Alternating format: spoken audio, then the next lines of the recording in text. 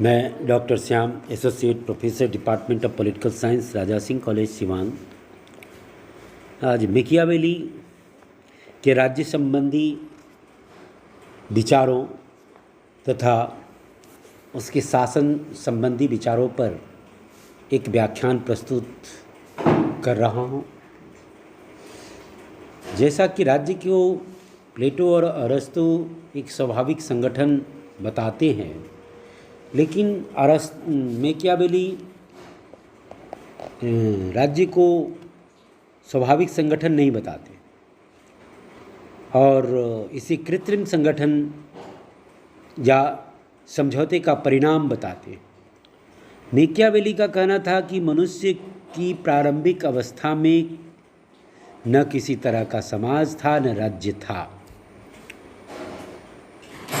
मनुष्य एक स्वतंत्र और स्वेच्छाचारी जीवन व्यतीत करता था। समाज में शक्ति का बोलबाला था। शक्तिशाली व्यक्ति कमज़ोर व्यक्तियों पर शासन करता था। इसलिए कमज़ोर व्यक्तियों की न तो संपत्ति सुरक्षित थी और न ही उसका जीवन सुरक्षित था। यह स्थिति अन्याय और अत्याचारपूर्ण थी और ऐसी स्थिति से मुक्ति के लिए कमज़ोर व्यक्तियों ने मिलकर एक समझौते के माध्यम से एक शक्तिशाली व्यक्ति की अधीनता इस शर्त पर स्वीकार की कि वह उसके जीवन और संपत्ति की रक्षा करेगा और उसे एक शांत और निश्चिंत जीवन जीने का मौका देगा। इस तरह से मैकियावेली के अनुसार राज्य की उत्पत्ति हुई, यानी प्लेटो, हॉब्स और लॉक की तरह मैकियावेली भी राज्य की उत्पत्ति के समझौते वाली सिद्धांत का समर्थन करते हैं। शक्तिशाली की शक्ति प्राप्त करने की आकांक्षा और कमज़ोरों को सुरक्षा प्राप्त करने की स्वार्थ भावना, ये दोनों प्रमुख तत्व थे जो राज्य की उत्पत्ति का कारण बना।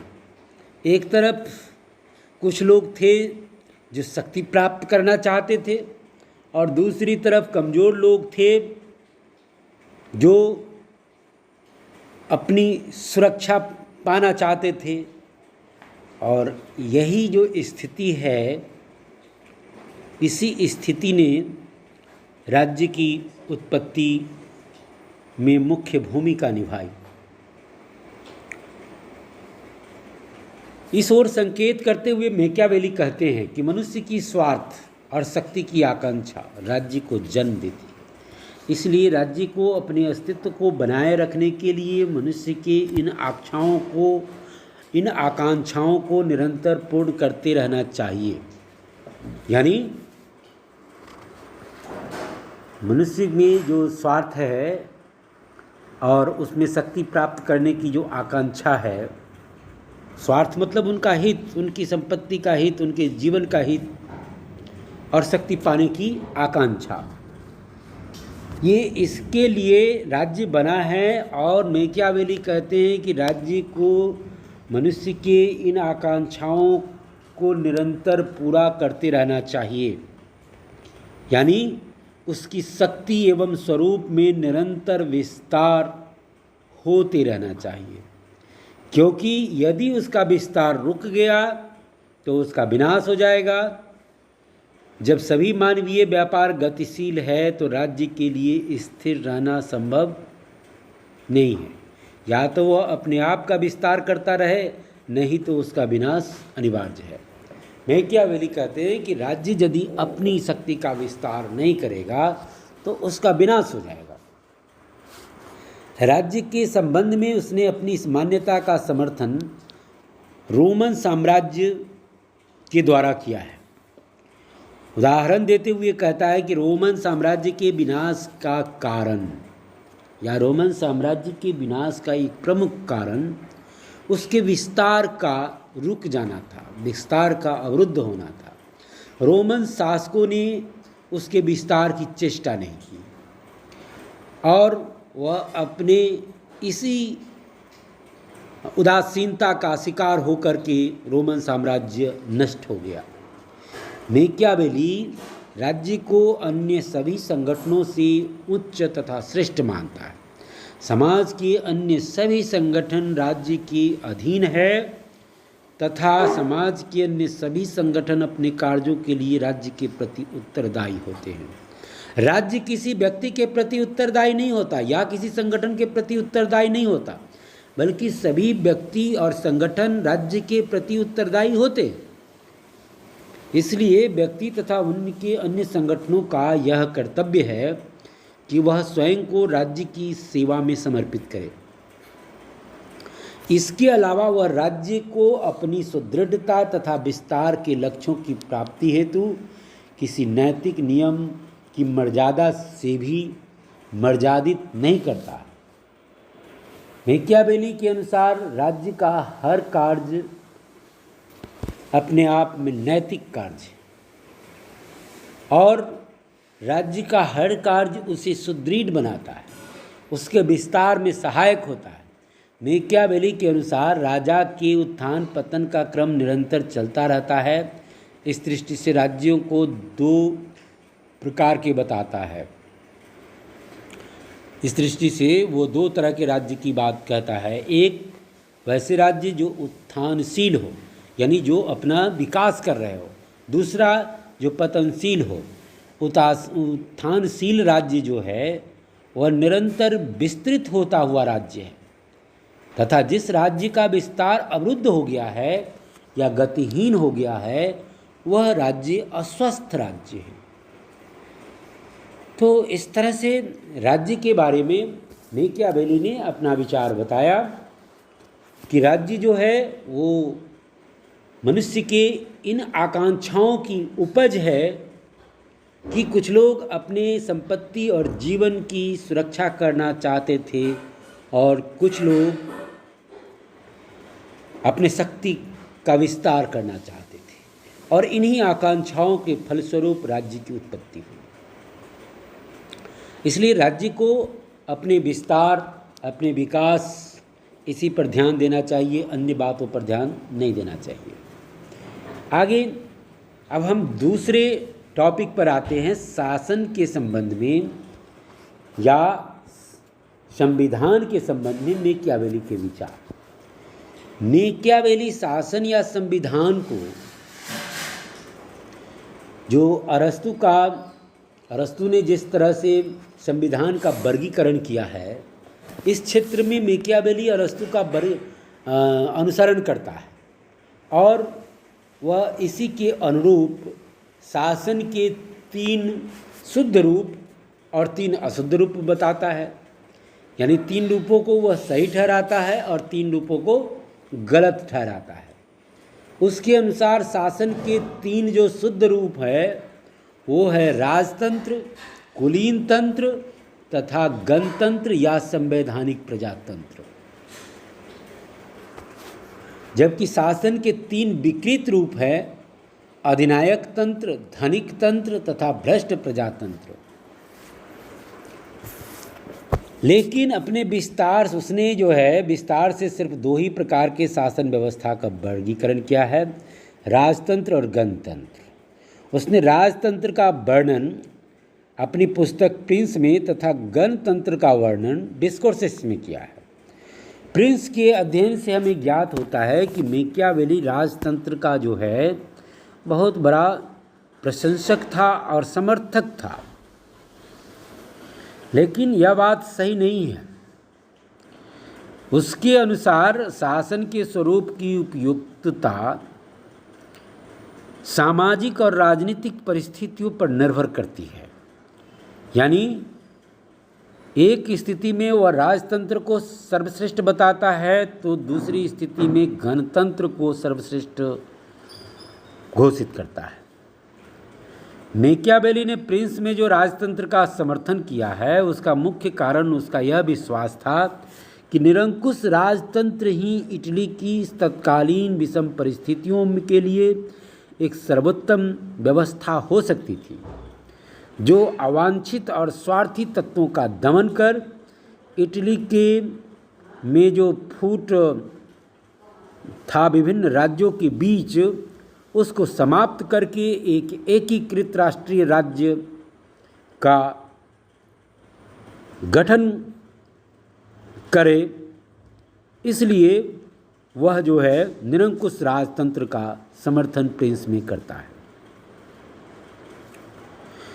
हालांकि डिस्कोर्सेज में उसने शासन व्यवस्थाओं का जो वर्गीकरण दिया, उसमें जिस तरह से गुण दोषों का वर्णन किया, उससे स्पष्ट होता है कि गणतंत्र को वह सर्वोत्तम शासन व्यवस्था मानता था।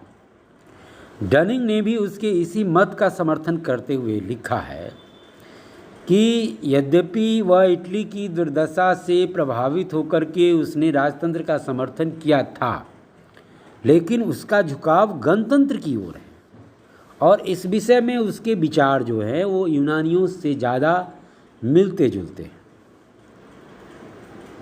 शासक के कार्य के बारे में मैकियावेली ने अपनी पुस्तक प्रिंस में विस्तार से चर्चा किया है और बताया है कि एक राज्य के शासक को किस तरह से कार्य करना चाहिए।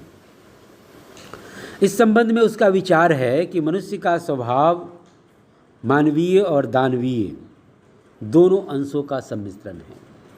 यानी मनुष्य का विचार अच्छा भी होता है और बुरा भी होता है, यानी उसमें मनुष्य में गुड थिंग भी है और बैड थिंग भी है। और शासक को इस तथ्य को ध्यान में रखते हुए इन दोनों तरह के तत्वों के साथ उचित व्यवहार करना चाहिए और उचित व्यवहार करने का ज्ञान उसके पास होना चाहिए।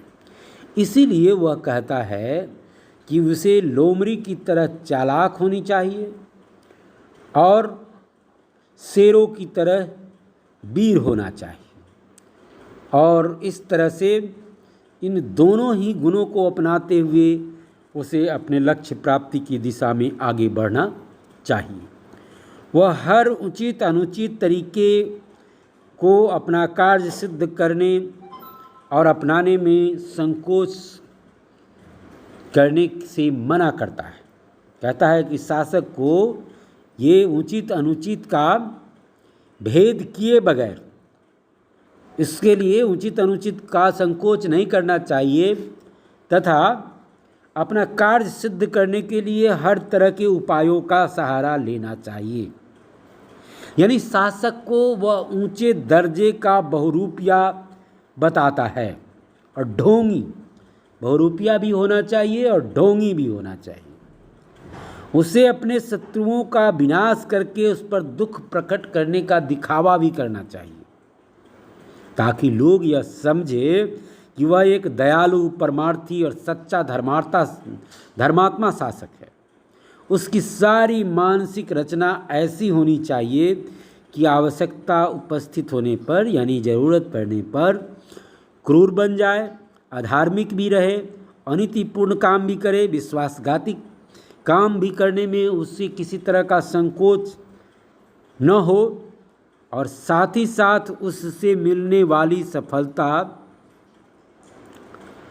द्वारा अपनाए गए साधनों को भी न्यायोचित और सम्माननीय बना देती है।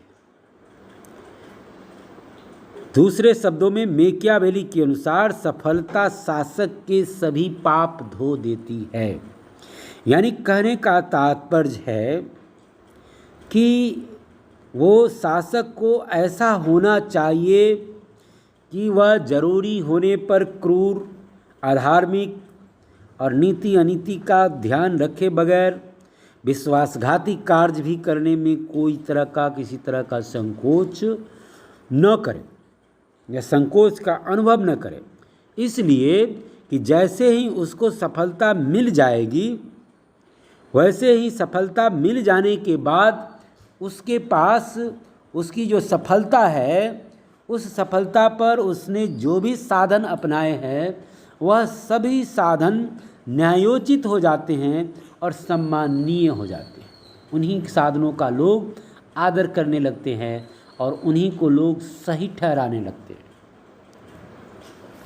इस तरह से मेकियावेली ने ये शासक को कहता है कि अपनी सफलता पर ध्यान देनी चाहिए, उसको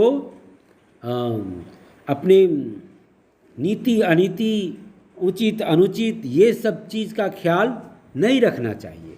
उसको काम करने के समय तो अपने लक्ष्य पर ध्यान रखना चाहिए, उसे बहुरूपिया की तरह होना चाहिए, यानी जहाँ जाए उसी तरह का भेष अपना ले और बाहर से लोगों में दिखावा करे कि वह एक दयालु परमार्थी और सच्चा शासक है, सच्चा व्यक्ति है।